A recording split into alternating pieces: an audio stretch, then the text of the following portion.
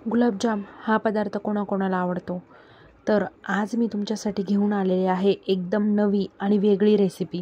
ती म्हणजे उपवासाचे गुलाबजाम. उपवासाचे सर्व तिखट पदार्थ खाऊन जर कंटाळा आला असेल, हेल्दी पण खायचं आहे आणि स्वीट पण हवं आहे, तर तुम्ही नक्कीच हे उपवासाचे गुलाबजाम ट्राय करू शकतात. आता हे उपवासाचे गुलाबजाम नक्की कसले आहेत हे जर तुम्हाला बघून घ्यायचे असेल तर नक्कीच व्हिडिओ हा तुम्हाला शेवटपर्यंत बघायचा आहे. कुठल्याही प्रकारचं स्किप न करता, तरच तुम्हाला गुलाबजामची पूर्ण रेसिपी ही समजणार आहे. कारण की तुम्ही जर जर स्किप केलं तर रेसिपीमध्ये कुठले पदार्थ आपण ॲड करत आहोत, कुठले कमी करत आहोत, ते कशा पद्धतीने ॲड करायचे आहेत, ह्या सगळ्या गोष्टी तुमच्या चुकू शकतात. मेजरमेंट चुकल्यानंतर नक्कीच उपवासाचे हे गुलाबजाम तुमचे चुकतील. त्यामुळे ज्या पद्धतीने मी तुम्हाला सांगत आहे त्या पद्धतीने तुम्ही उपवासाचे गुलाबजाम बनवा. खाण्यासाठी पण मस्त आहेत, हेल्दी आहेत आणि टेस्टी पण आहेत. तर चला तर मग आपण आज बघूयात की उपवासाचे मस्त गुलाबजाम. बघू शकतात पाकातले गुलाबजाम. तर आपण आता रेसिपीला सुरुवात करूया. सर्वप्रथम तुम्हा सर्वांचे राधिकाच रेसिपी अँड व्लॉग ह्या आपल्या यूट्यूब चॅनलमध्ये खूप खूप स्वागत आहे. तर आज आपण बघणार आहोत उपवासाचे गुलाबजाम. तर ते कसे, तर चला बघूयात. सर्वप्रथम आपल्याला गॅसवर कढई ठेवून घ्यायची आहे, एक प्लेट ठेवून घ्यायची आहे आणि आपण ज्या गोष्टीचे गुलाबजाम बनवणार आहोत ते म्हणजे रताळे. आपल्याला आज लागणार आहे रताळे. हो, खरंच आपण रताळ्यापासूनच गुलाबजाम आज बनवणार आहोत. ते कसे बनवायचे हे आपण बघूयात. रताळे आपण वाफेवर हे ठेवून दिलेले आहेत शिजण्यासाठी. रताळे पूर्णपणे आपल्याला वाफेवर शिजून घ्यायचे आहे. हे बघा, तुम्ही बघू शकतात की वाफेवर फक्त चाळणीच्या साह्याने किंवा कोणी कोणी मातीवर सुद्धा रताळे हे वाफून घेतात. त्या पद्धतीने घेतले तरीही चालतात. आणि मी चाळणीवर ठेवून घेतलेले आहेत रताळे आणि तुम्ही बघू शकता खूप सुंदर असे रताळे हे पूर्णपणे शिजतात. ते रताळे शिजल्यानंतर आपल्याला थंड होऊन द्यायचे आहे आणि थंड झालेल्या रताळ्यांचे आपल्याला साल काढून घ्यायचे आहे. आता ही प्रोसेस तुम्ही सर्वप्रथम सुद्धा करू शकतात. म्हणजे साल काढून आपण रताळे शिजण्यासाठी ठेवू शकतो किंवा शिजून झाल्यानंतर सुद्धा आपण साल काढले तरीही चालते. दोन्हीपैकी कुठलीही पद्धत वापरली तरीही एकच. आपण व्यवस्थितरित्या संपूर्ण रताळ्यांचे साल हे काढून घेणार आहोत. साल काढलेले रताळे आपल्याला किसणीच्या मदतीने व्यवस्थित किसून घ्यायचे आहेत, जेणेकरून कुठल्याही प्रकारचे त्याच्यामध्ये कडकपणा हा राहणार नाही. म्हणजे एकसारखे ते व्यवस्थित किसल्या जातील. आपण आपल्या हाताने स्मॅश केले तरी ते होऊ शकतात, पण किसणीच्या साह्याने ते एकसारखे होतात. त्यामुळे आपण किसणी ही वापरायची आहे आणि रताळे हे व्यवस्थितरित्या किसून घ्यायचे आहे. काहीच वेळ लागत नाही, कारण की ते पूर्णपणे शिजलेले आहेत. म्हणजे वाफवलेले असतात ते, त्याच्यामुळे ते मऊसूद असतात.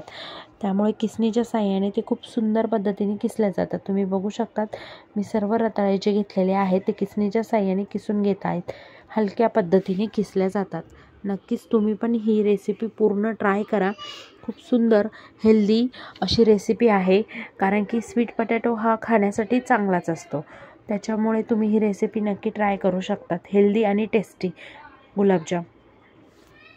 बघू शकतात वाफवलेले रताळे किती उत्तम पद्धतीने किसले गेलेले आहेत. आता त्याच्यामध्ये आपण ॲड करणार आहोत मिल्क पावडर. मिल्क पावडर आपण गरजेनुसार थोडी थोडी ॲड करायची आहे. एक सोबत ॲड केली तर रताळ्याचा किस हा किसल्यानंतर थोडं पाणी सोडणार आहे आणि मिल्क पावडरसुद्धा थोड्याफार प्रमाणात का होईना तिला स्वतःचा ओलावा हा असतो. पावडर टाकून झाल्यानंतर आपण त्याचा व्यवस्थित गोळा तयार करून घ्यायचा आहे. तुम्ही बघू शकतात मी व्यवस्थित त्याचा गोळा हा तयार करून घेतलेला आहे.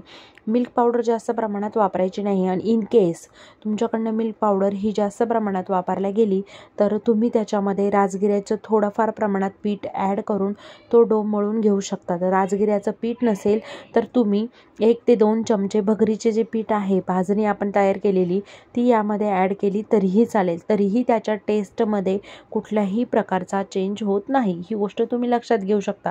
पण पहिलेच आपण रताळ्याच्या किसमध्ये जेव्हा मिल्क पावडर ॲड करतो तेव्हाच मिल्क पावडर कमी प्रमाणात ॲड करायची, जेणेकरून ते कुठल्याही प्रकारचं पातळ होणार नाही.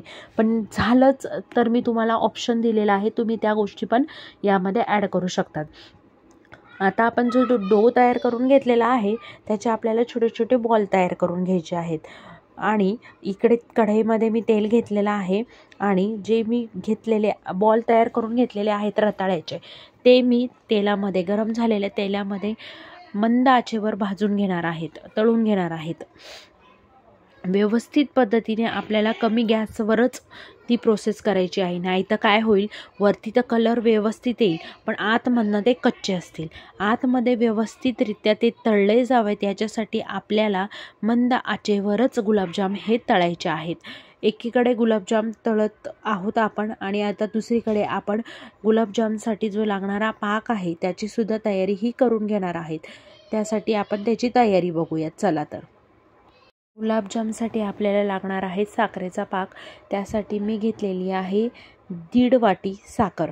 आता याच्यामध्ये आपण पाक हा कुठल्याही प्रकारचा एकतारी बनवणार नाही आहेत, फक्त थोडासा हलकासा हा आपण घट्ट होऊन देणार आहोत. त्याच्यामध्ये मी 1.5 वाटी साखर घेतलेली आहे आणि 1.5 वाटी आणि त्यापेक्षा म्हणजे साधारण 2 वाटी आपण घेणार आहोत पाणी. म्हणजे 1.5 वाटीला थोडंसं वरती मी पाणी याच्यामध्ये ॲड केलेलं आहे, जेणेकरून तो पाक व्यवस्थितरित्या हा तयार होईल. म्हणजे 1.5 वाटी आपण साखर घ्यायची आणि 2 वाटी आपण त्यामध्ये पाणी घ्यायचं आहे आणि हा पाक तयार करण्यासाठी ठेवायचा आहे. एकीकडे मी गुलाबजाम हे तळून घेत आहे तर दुसरीकडे त्याच्यासाठी लागणारी साखरेची चाचणी ही तयार करायला ठेवत आहेत. तर त्यामध्ये मी ॲड करत आहेत केसर. मी केसरच्या 2-3 स्टिक हे ॲड करून घेतलेल्या आहेत आणि केसरसोबतच मी त्यामध्ये टाकणार आहेत वेलदोडे. ते ऑप्शनल आहे, तुम्हाला टेस्टला आवडत असेल तर तुम्ही टाका, पण आमच्या घरामध्ये टेस्टला आवडतात त्याच्यामुळे आम्ही ते तर वेलदोडे यूज करतो. चाचणीमध्ये तुम्ही जायफळ किसूनसुद्धा घालू शकतात जर तुम्हाला आवडत असेल तर. तुम्हीसुद्धा सोबतच ही प्रोसेस करू शकतात. एकीकडे चाचणी बनवायला घ्यायची आणि एकीकडे आपले गुलाबजाम हे व्यवस्थित तळायला घ्यायचे. गुलाबजाम हे मंद आचेवरच आपल्याला तळायचे आहेत. कुठल्याही प्रकारचा गॅसचा फ्लेम आपण मोठा करायचा नाही आहे. तुम्ही बघू शकतात किती सुरेख असे गुलाबजाम हे तयार झालेले आहेत आणि एक पण गुलाबजाम असा फुटलेला नाही आहे. व्यवस्थितरित्या गुलाबजाम हे आपले तयार होतात. कोणी म्हणूच शकणार नाही की हे गुलाबजाम उपवासाचे आहे आणि हे गुलाबजाम रताळ्याचे आहेत. किती सुंदर असे गुलाबजाम हे आपले रेडी होतात. तुम्ही नक्की ट्राय करा. ही रेसिपी एकदम बेस्ट आहे उपवासासाठी. बघू शकतात किती सुंदर गुलाबजाम हे आपले रेडी झालेले आहेत. व्यवस्थितरित्या गुलाबजाममधलं तेल आपल्याला निथरून घ्यायचं आहे आणि गुलाबजाम हे आपल्याला साईडला काढून घ्यायचे आहे. त्याचं टेक्स्चर पण तुम्ही चेक करू शकतात. आपण मार्केटमधलं जे पॉकेट आणतो आणि त्याचे जे गुलाबजाम बनवतो सेम त्याच पद्धतीने हे गुलाबजाम हे रेडी होतात आणि खव्याचे किंवा कोणी खव्याचे गुलाबजाम बनवतं त्याच प्रकारचे हे गुलाबजाम आहेत.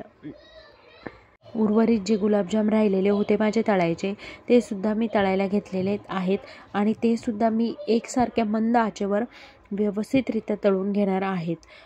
इकडे आपला पाकसुद्धा हा रेडी होत आहेत. पाक रेडी झाल्यानंतर आपण तळलेले हे गुलाबजाम यामध्ये टाकून घेणार आहोत. पाक पूर्णपणे रेडी झाल्यानंतर आपण त्याचा गॅसचा फ्लेम हा बंद करून टाकणार आहे आणि जे आपण गुलाबजाम तळलेले आहेत हे तुम्ही बघू शकतात. हे सर्व गुलाबजाम आपण ह्या आपल्या तयार झालेल्या पाकामध्ये, आणि पाक गरमच आहे, गरम पाकामध्ये आपण तळलेले गुलाबजामचे गोळे हे सोडणार आहोत. तुम्ही बघू शकतात किती सुंदर असे गुलाबजाम हे तयार झालेले आहेत. हे मी रेस्टिंगसाठी ठेवून दिलेले होते, कारण की गरम जरी आपण पाकात सोडले तरीही आतमध्ये पूर्णपणे त्याचा रस उतरवण्यासाठी थोडा वेळ हा आपल्याला द्यावा लागतो. तर तुम्ही बघू शकतात खूप छान असं गुलाबजामचं टेक्स्चर, जसे की आपण खव्याचे गुलाबजाम बनवतो तसेच हे गुलाबजाम सेम पद्धतीने होतात. तुम्ही बघू शकतात एकदम रसरसीत असे गुलाबजाम हे रेडी होतात. मी पण टेस्ट करून बघितले, माझा उपवास होता. खूप छान असे गुलाबजाम हे झालेले आहे. तुम्ही नक्की ट्राय करू शकतात उपवासाचे रताळ्याचे गुलाबजाम. तर तुम्ही बघा, आपण आता नैवेद्यासाठी पण हे गुलाबजाम काही काढून घेणार आहोत. मस्त सुरेख टेक्स्चर बघू शकतात आणि मार्केटमध्ये जसे गुलाबजाम भेटतात तसेच अगदी हे उपवासाचे गुलाबजाम हे रेडी झालेले आहेत. नक्की ट्राय करा. आवडल्यास तर लाईक करा. अशाच घरगुती रेसिपींसाठी माझ्या चॅनलला सबस्क्राईब करा. धन्यवाद.